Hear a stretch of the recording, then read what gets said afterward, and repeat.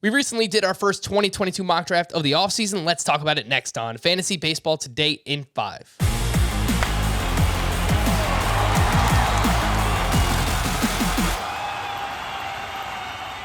Welcome into FBT in 5. As always, make sure to follow and stream us on Spotify. Today is Tuesday, November 16th. I am Frank Stanfield, joined by Scott White. And let's take a look at the first round. This is a 12-team 5x5 roto draft, and it was Trey Turner, Juan Soto, Fernando Tatis, Vladimir Guerrero, Shohei Ohtani, and Mike Trout. Those are your first 6 picks. I think Mike Trout's probably the only one I wouldn't have made. But then we see Bo Bichette, Scott, 7th overall, and Jose Ramirez. To me, I had the 8th pick in this mock draft, and I think there's a pretty clear top 7 in 5x5 roto this season, just excluding Mike Trout from this bunch. What do you think about that?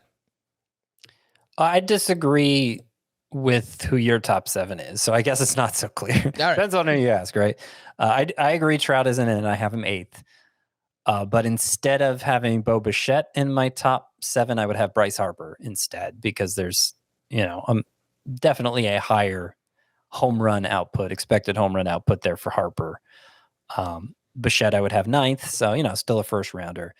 But I can't quibble too much over these first few picks either. I don't like seeing Trey Turner as the top player selected. I understand why, because you get those transcendent talents like Fernando Tatis, Ronald Acuna, even Jacob deGrom. You could make a case to go number 1, if not for the fact that they're all dealing with some pretty significant injury concerns. I think Tatis's especially are being overblown because he played with them all of 2021 and was amazing, and will have an offseason of rest and rehabilitation. And I think his 2022 should go similarly. I would take him number 1, but I understand why Turner's going number 1. I just think it's kind of weak. I just think this year, if Trey Turner is going to be the consensus number 1, it's not the time you want to have the number 1 overall pick. If you have your choice in the matter, you might choose to pick somewhere further down in round 1. Yeah, if you wanted to take pick 6 or 7 and just take whoever falls out of Ohtani or Jose Ramirez, I think that's perfectly fine to do. Picks 9 through 12 in this first round. Ronald Acuna goes at pick 9. Then, Scott, you take Bryce Harper at 10th overall. Then we see Kyle Tucker at 11. And Garrett Cole, that's right, only one starting pitcher here in the first round. Last year, according to Fantasy Pros ADP, there were 3 starting pitchers drafted in the first round. Scott, the name that stands out here is Ronald Acuna, who you recently have dropped all the way down into the second round of your rankings. Yeah, I have him 18th overall, and it wasn't that long ago I was sticking up for taking him 2nd overall, believing more likely than not he'd be ready for opening day in his recovery from a torn ACL. Well, since then, and at some point in October, we learned that Acuna himself isn't aiming to be back before May. So if Acuna isn't aiming for opening day, then who else is?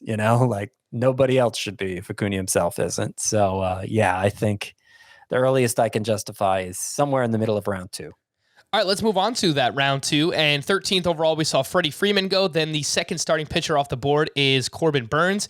Scott, you take Mookie Betts, pairing him with Bryce Harper, which I absolutely love. 16th overall in this draft was Jacob deGrom. He's the third starting pitcher off the board. And then I take Luis Robert. So I start my team with Jose Ramirez and Robert. You obviously started your team with Harper and Betts. So we both start with, I think, quite a bit of home runs and stolen bases. Yeah. And my approach actually to Roto Leagues this year is going to be not to intentionally prioritize stolen bases. If I happen to get them, with the early picks especially, because, the early picks are the guys who contribute steals without sacrificing in the other categories. And that's what I'm saying. I don't want to sacrifice in power, especially because of the impact it has across the board for offensive production. I think, if I accidentally finish 8th in steals, which I think is distinctly possible, I'll take that. So, it's nice that my first 2 picks, Harper and Betts, aren't going to be zeros for stolen bases. They may combine for 30 or so, maybe even more. Picks 18 through 24 here, we saw Rafael Devers, then Ozzie Albies, and then a bunch of pitchers here. Max Scherzer, the 4th starting pitcher off the board. Then Walker Buehler, Yordan Alvarez is mixed in there. Then Brandon Woodruff and Zach Wheeler. So 4 of the last 5 picks in round 2 were starting pitchers, and I think that's fine, Scott. I think once we get past some of those hitters that can provide both high-end power and speed, that's about the range where we should see starting pitchers start to go again. Yeah, I agree. I have no problem with any of the pitchers going here. I think it made sense that only one starting pitcher went in round one. I think for the most part, I agree with the 24 hit players taken in these first two rounds. Two exceptions, I would have Shane Bieber in as an additional pitcher in round two, and I would have Marcus Semien in, dual eligible middle infielder with power and speed, and I would bump out Ozzy Albies and Jordan Alvarez to make room for those two.